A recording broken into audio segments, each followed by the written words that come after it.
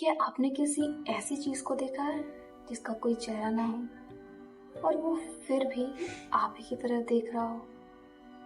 तो हाँ, ये मेरी कहानी है। ये तब की बात है जब मैं सिक्किम में रहा करती। तो हेलो गाइस, आज मैं फिर आपके सामने आ गई हूँ एक बहुत ही ज़्यादा हॉन्टेड स्टोरी सुनाने, जो कि मैंने खुद ने एक्सपीरियंस किया है। तो मैंने सोचा कि ये आप सबको भी सुना दूँ।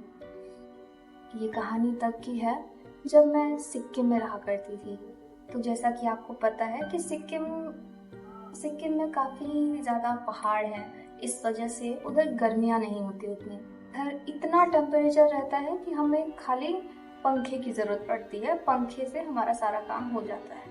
लेकिन अगर पंखा ना रहे तो थोड़ी गर्मी लगती है, लेकिन वो सह सकते हैं। इधर जितनी गर्मी नहीं होती है। उधर पे ना किचन में सोते थे। आप सोचोगे कि हम किचन में क्यों सोते थे? क्योंकि किचन हमारा जो था ना काफ़ी बड़ा था, एक रूम जितना, इसलिए हम किचन में सोते थे। एक बेड आराम से फिट हो जाता था, इसलिए कोई दिक्कत नहीं होता था हमको। तो हम लोग अपना किचन में सोते थे। तो गर्मियों के टाइम में पता है कैसे सोते थे हम ना? मैं ऐसे सोई हूँ तो तान्या का सर मेरे पैर के पास है और उसका पैर मेरे सर के पास, ठीक है? तो ऐसे ही हम सोया करते थे। तो ऐसे ही हर रोज़ ऐसे ही काफ़ी नॉर्मल चल रहा था, सिर्फ उस रात तक। उस रात मेरी नींद खुलती है। पता नहीं कितना बज रहा था, लेकिन मेरी नींद खुलती है एंड एक अजीब सा डर लगा रहता है। मेरी नज़र सीधे किचन के दरवाजे की तरफ जाती है, क्योंकि मैं ऐसे लेटी हुई हूँ एंड मेरा डायरेक्ट किचन की तरफ नज़र जाता है। एंड मैं क्या देखती हूँ उधर? मैं देखती हूँ कि एक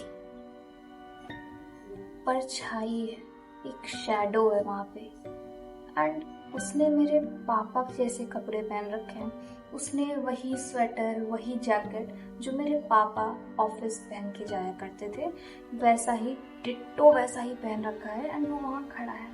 एंड एक अजीब बात थी कि अगर पापा उठ के जा रहे होते ऑफिस तो किचन का लाइट्स ऑन होता, मम्मी खाना बना रही होती, लेकिन ऐसा कुछ भी नहीं था। तो मैं ये देख के बहुत बहुत बहुत ज़्यादा डर जाती हूँ। मेरी हार्ट बीट इतनी ज़्यादा तेज़ हो जाती है, मेरे पसीने छूटने लगते हैं, मैं काँपने लगती हूँ। लेकिन फिर भी मैं रिएक्ट नहीं करती हूँ। क्यों? क्योंकि मैंने बचपन से सुना है कि इन चीज़ों को टोकने से, इन चीज़ों को आवाज़ दे के बुलाने से वो आपके पीछे पड़ जाएंगे, ठीक है?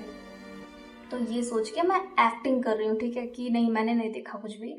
एंड मैं ऐसे ही लेटी हुई हूँ, मेरी आंखें ऐसे ही हैं एंड मैं उसको देख रही हूँ।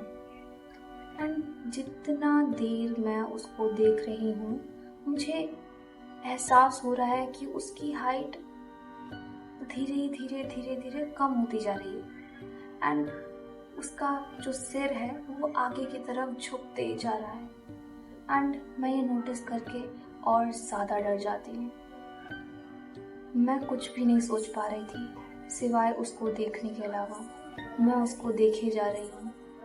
एंड जब वो थोड़ा सा मुड़ के मेरे पेरेंट्स के रूम में जाने लगा, देन मैंने जल्दी से अपना मुंह दूसरी तरफ किया और मैं सोने की कोशिश करने लगी। डर के मारे पता नहीं कब नींद आ गई एंड मैं सो गई।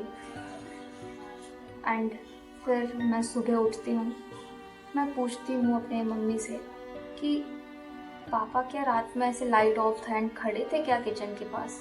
को भी आंसर पता है इसका कि नहीं, वहाँ कोई नहीं खड़ा था। अब पता नहीं ये कोई साया था या मेरा एक वहम, ये सब मुझे कुछ नहीं पता है। लेकिन जो मैंने एक्सपीरियंस किया वो सोच के ही मुझे इतना ज़्यादा डर लग जाता है कि मैं आपको क्या बताऊँ। जिसने एक्सपीरियंस किया है ना वही बता पाएगा, जिसने देखी है वो चीज़ें वही रिलेट कर पाएगा। ये स्टोरी काफ़ी ही ज़्यादा छोटी थी, इतनी ही स्टोरी थी। मुझे और भी कई चीज़ें हैं, वो छोटी छोटी ऐसी छोटी छोटी चीज़ें होती रहती हैं।